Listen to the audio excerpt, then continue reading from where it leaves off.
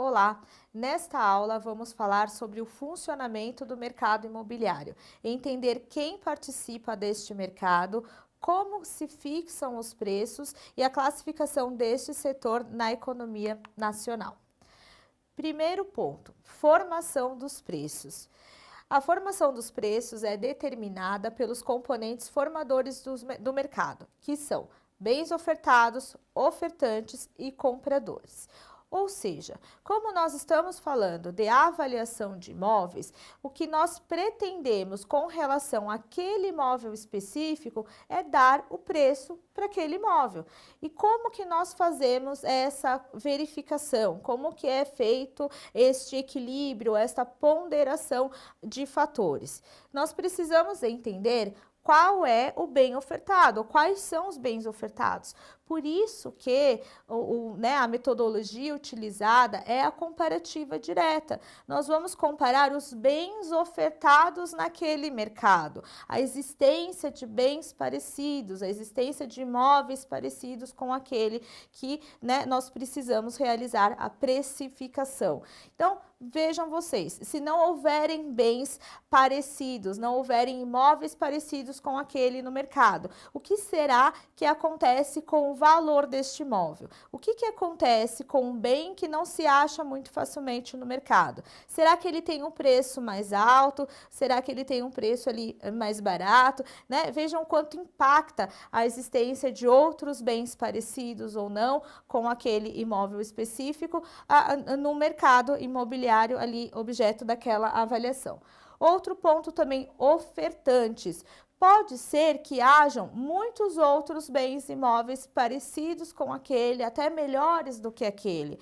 Mas será que os vendedores ali, ou os proprietários, pretendem vender? Eles querem ofertar o bem? Será que todo mundo ali que se chegar, se nós chegarmos a um proprietário específico, estava passando ali pela rua, viu uma casa incrível, super bonita, bato ali na porta, toco a campainha ali e ofereço um valor, não sei quantos milhões de reais para este proprietário.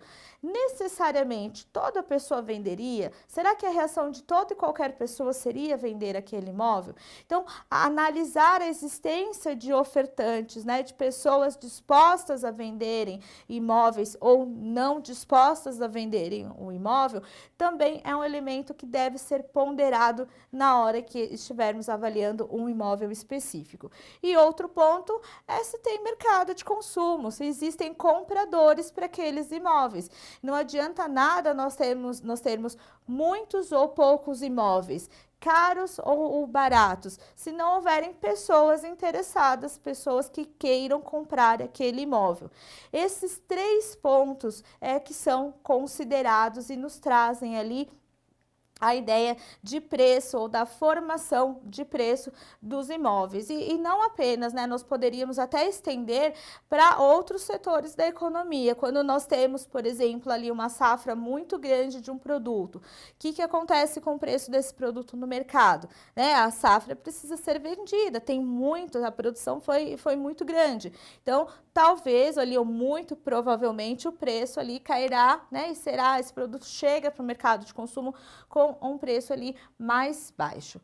Outro ponto aqui é o equilíbrio de mercado, é justamente sobre isso que nós estamos falando. Quando nós temos ali muita demanda, ou seja, todos buscam imóvel naquele bairro específico, ou naquele quarteirão específico, ou com aquela tipologia detalhada ali, com aquela tipologia também referente àquele imóvel ali. Então, claro que quando nós temos mais demanda aqui como sinônimo de procura, é possível que aquela região seja valorizada e que os valores dos imóveis daquela região tendem a subir. E se nós sempre comparamos um imóvel com relação a outros, quando outros sobem, é uma consequência lógica que o bairro todo ali, o quarteirão todo, aquela região toda se beneficie de alguma forma pela alta daquele preço. Porém, outra situação é a oferta, né? Então, não adianta nós termos, existir ali uma demanda, pessoas interessadas em comprar imóvel naquela região específica, se não existem, né, ofertantes. Foi o que nós falamos um pouquinho ali atrás. Existe a necessidade de haver um ponto de equilíbrio entre o que o mercado precisa, o que o mercado quer, o que o mercado aceita pagar, né? O mercado pretende pagar, e também com relação à oferta, de pessoas que queiram ofertar, que queiram vender e por qual preço essas pessoas pretendem realizar ali a venda. Quando nós chegarmos ao equilíbrio desses fatores, nós temos ali o ponto de equilíbrio, nós temos, né, uma precificação para aquela região, nós temos, por exemplo, a definição de 1 m² para aquele bairro específico. Vejam, pessoal, que quando nós falamos sobre precificação, sobre avaliação, pressupõe-se muito a prática de um raciocínio subjetivo do avaliador. De novo, pessoal, não existe uma tabela dizendo que o preço do 1 m² naquela região é tal. Não existe isso pronto, ainda que haja ali insights, são apenas como referências. O que cada avaliador, cada avaliação vai requerer, vai precisar ali ser feita pontualmente com relação a cada imóvel, vai sim considerar esses outros critérios, esses outros imóveis, esse preço médio que se pede para imóvel naquela região. Mas não apenas isso, como veremos um pouco mais à frente, é levado em consideração na hora da determinação do preço daquele imóvel específico. Vejam que nem todos os imóveis são iguais, não é porque tem ali uma casa naquele quarteirão que a casa do lado é exatamente igual, terá o mesmo preço por estar simplesmente na mesma localização. Outros fatores são ponderados, nós já vimos aqui o tempo de construção, o estado de conservação do imóvel, tipo de acabamento, né? Diversos outros fatores também devem ser ponderados e que pode haver ali um acréscimo ou, né, uma perda ali no preço do imóvel avaliando. E é esse exercício, portanto, esse raciocínio que cada avaliação exigirá do avaliador de maneira ali subjetiva. Outro ponto aqui, então, curva de demanda, curva de oferta. Quando nós temos ali um ponto de equilíbrio entre esses dois fatores, nós temos ali uma precificação, lei da oferta e lei da procura. Então, de nada adianta nós termos imóveis muito caros que não são demandados, né? Imóveis ali que não tem procura. Veja que, né, existem ali situações que vocês com certeza já verificaram ou se lembram de bairros ou de ruas que tem um monte de imóvel vendendo. Um do ladinho do outro ali tem a placa de venda, tem ali um anúncio de venda. Poxa, o que acontece com essa situação? Quando você tem muita oferta, né, o primeiro que o comprador já desconfia que aconteceu alguma coisa ali naquela área, né? Ou tem alguma notícia de desapropriação, ou são imóveis ali que não tem documentação boa, que tem muitas dívidas, ou um lugar perigoso, que tem muito assalto, que tem alto índice de criminalidade. Então, já desconfia. Isso faz com que o preço do produto vá lá para baixo, o preço dos imóveis caiam. Então, quando nós temos esse equilíbrio do que se oferta e também daquilo que se busca, porque é possível que existam muitos imóveis à venda, por exemplo, no lançamento de empreendimento, né? Tenho ali 200 unidades, 700 unidades para vender. Nossa, mas aí eu tenho uma oferta muito grande. Ok, mas eu posso ter uma demanda muito grande. Às vezes aquela região carecia, ela precisava daquele empreendimento, ou de outra construtora, enfim, de outro empreendimento. Mas eu tenho um equilíbrio, então não vou ter uma desvalorização porque tem oferta. Às vezes antes de sair, né, o RI ali, nós já temos ali pastas aguardando para análise de crédito, antes mesmo do término da documentação. Então tem o equilíbrio, tem bastante oferta, mas tem também bastante procura. Ponto de equilíbrio não vai desvalorizar o imóvel. Sobre agora bem imóvel, né? De novo reforçando aqui com vocês, bem imóvel é aquele que fica preso no solo, pessoal, não se movimenta. Nós apenas aqui avaliamos, né? O avaliador de imóveis vai poder realizar a avaliação deste tipo de bem, bem que não sai ali do solo, ele está fixado no solo. Então, o avaliador de imóveis pode avaliar carro, né? Veículo automotor? Não pode. Veículo automotor, a ideia é que justamente circule. Então, não tem essa possibilidade. Só ali o que está preso mesmo no solo. A gente vai falar ali no próximo slide sobre essas classificações, né? Esse entendimento de bem imóvel. Os fatores agora que influenciam na transação, no sentido de avaliar um imóvel para venda ou avaliar um imóvel para locação, avaliar um terreno para loteamento, avaliar, enfim, um terreno ali para um lançamento de um empreendimento específico. Então, quais os critérios ali, como que funcionam como que funciona, na verdade, essa conjugação de fatores. Então, bem imóvel, o primeiro fator que nós vamos falar é sobre a localização. Localização influencia demais ali com referência a ter um valor a mais ou um valor a menos aquele imóvel. Vejam vocês o quanto que acessos a principais rodovias, o quanto distância de áreas ali um pouco mais perigosas, ou o quanto acesso à infraestrutura, a serviço público, a saneamento, acrescenta preço, né? Valoriza o preço do imóvel. Então, primeiro critério, localização. Segundo critério, mercado. Mercado significa exatamente a análise que nós fizemos até então, a existência de pessoas interessadas em comprar aquele imóvel específico. E de outro lado, o número de ofertas de outros imóveis também parecidos com aquele que se pretende avaliar. Lembrem que, conforme nós falamos, o mercado imobiliário ele não é formado apenas de comprador e vendedor. Existem muitas outras pessoas que se interrelacionam e que constituem esse mercado. Além de vendedor e comprador, nós temos os investidores, nós temos as construtoras, os incorporadores, os corretores, os engenheiros, né? Os avaliadores de imóveis. Então, todas essas pessoas, os locatários, os inquilinos, todas essas pessoas se interrelacionam no mercado e, formando esse mercado de imóveis, atribuirão ou concordarão em pagar mais ou menos por determinados imóveis específicos.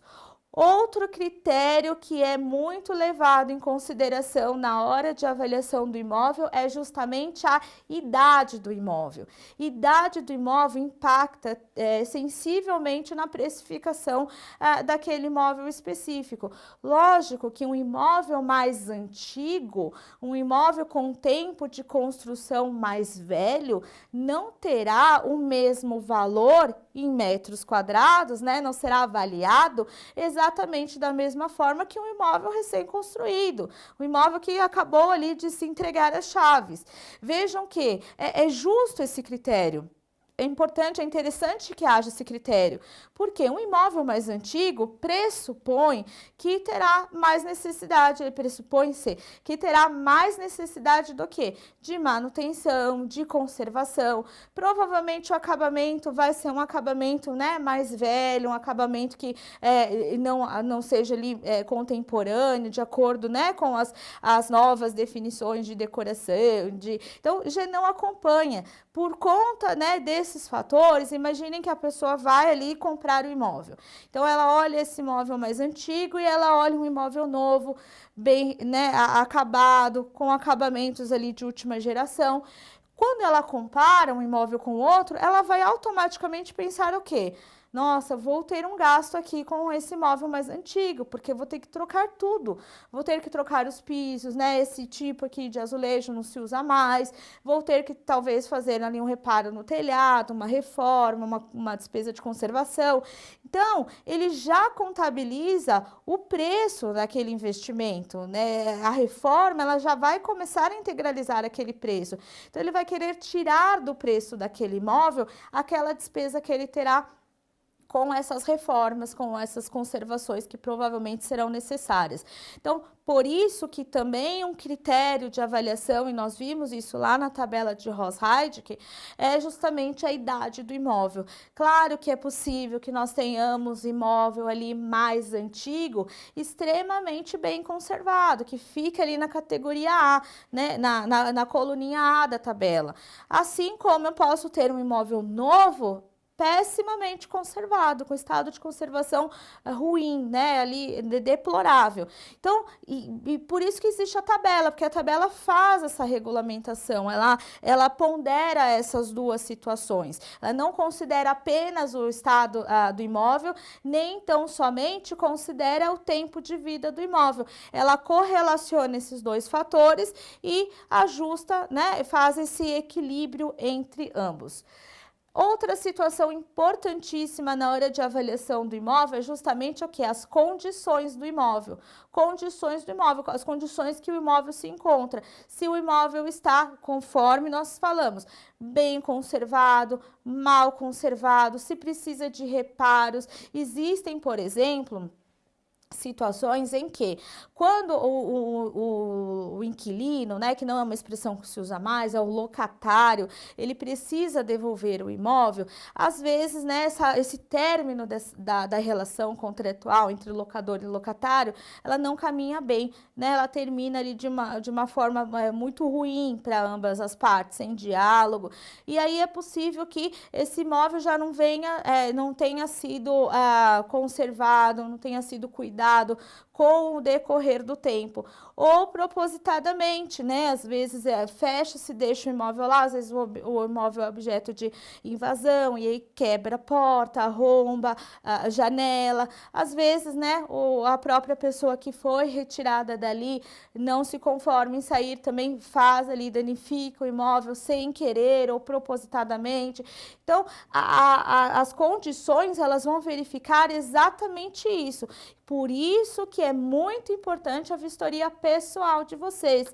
Eu reforço a situação da vistoria pessoal porque na época da pandemia possibilitou-se, houve ali uma flexibilização de vistorias remotas, mas essas não são aconselháveis. De forma alguma não se entende possível essa espécie de vistoria, né? Imaginando que o solicitante fica ali, grava, né, e vai apresentando para vocês o imóvel objeto de avaliação, lógico que se tiver uma rachadura, que se tiver ali um sinal de infiltração, se tiver um quebradinho ali na janela, numa porta, ele não vai passar, né? Ele vai passar apenas ali. Então, vejam que não fica um produto com um resultado bom, não fica, na verdade, nem correto, não é uma avaliação correta, porque ela não vai considerar essas situações que existem no imóvel, essas condições que deveriam ter sido verificadas, mas, né, que não foram por alguma razão. Outro ponto importantíssimo também é a possibilidade de melhorias. Melhorias, pessoal, até onde aquele imóvel pode ir, onde será, qual que é o potencial desse imóvel chegar. Eu tenho ali, além da casa construída, eu tenho um terreno, né, um terreno ali que me permite, por exemplo, a colocação, a instalação de uma piscina, de uma área gourmet, de um espaço ali de churrasqueira, né, de plantas, não sei, muitas possibilidades são cabíveis nessa acepção de melhorias. É uma casa terra ali, mas é uma casa que tem um potencial de virar um sobrado, né, de se construir acima de determinada altura. Então, essas possibilidades de melhorias, tanto no imóvel quanto na região, porque às vezes pode ser que aquele imóvel, naquele momento, esteja numa via não asfaltada, né? Então, é ruim não estar numa via asfaltada? Não é ruim, mas é um fator que acaba sendo considerado pelo comprador e ele vai, né, querer ali depreciar em alguma forma o preço final do imóvel se ele comparar com outro em outro lugar que tem ali o asfalto na frente do imóvel dele. Porém, é possível que já haja o quê? Um plano aprovado para aquele asfalto. Então, veja o potencial de melhoria. Ah, mas não alcança ali o saneamento básico, não chega o esgoto. Ah, mas olha, aqui já tem aqui o orçamento, inclusive já foi destinado, né? Tem aqui o projeto já aprovado. Então, o potencial, né? Talvez não esteja excelente no momento da avaliação, mas se considerarmos essa possibilidade de chegar ainda além aquele imóvel, deve ser considerada a situação nessa viabilidade, para não repetir aqui, possibilidade de melhorias. Outro ponto também que importantíssimo, né, pessoal? Parece que todos os fatores são importantíssimos, mas de fato são, não podem ser afastados. Diz respeito aqui à vizinhança do imóvel. Vizinhança do imóvel, se o imóvel está perto a uma comunidade, se o imóvel está perto ali de uma área ali de rios, né, se tem córregos, se o imóvel está numa região de muita circulação de pessoas, né, então, por exemplo, próximo a restaurantes, a bares noturnos, a casas que fazem eventos ali depois de determinado horário, ou se o contrário, né, se é uma vizinhança mais pacata, mais caseira, mais familiar, esses fatores devem ser levados em consideração na hora da avaliação, especialmente quando, né, o solicitante ali já explica para o avaliador qual que é o intento dele, o que ele objetiva com aquele imóvel. Então, imagine ali se tratar de um casal de senhores, né? Talvez não interesse para eles um imóvel próximo a uma região de baladas, que pode ter ali, né, barulho de madrugada, tem circulação de pessoas, barulho de carro, de moto, buzina, né? Talvez, pode ser que não, né? Podemos ter um casal ali de senhorinhos, mas baladeiros, mas enfim, se não for esse o caso, é importante considerarmos também a situação da vizinhança.